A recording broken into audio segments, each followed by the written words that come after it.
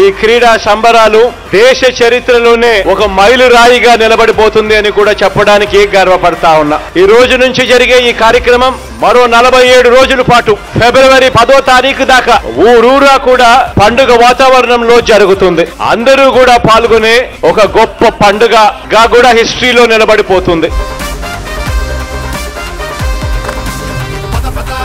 ఇది మన సమయం పదా కథ ఇది మన ఆట కదా కొట్టు కొట్టు గెలుపు కోసం కొట్టు పట్టు పట్టు నీ గెలుపు నీ పట్టు కొట్టు కొట్టు గెలుపు కోసం కొట్టు పట్టు పట్టు నీ గెలుపు నీ పట్టు కదిలి ముందుకురా అడుదా మాత్ర కదిలి ముందుకురా అడుదా మాత్ర కదిలి ముందుకురా అడుదా మాత్ర కదిలి ముందుకురా అడుదా మాత్ర.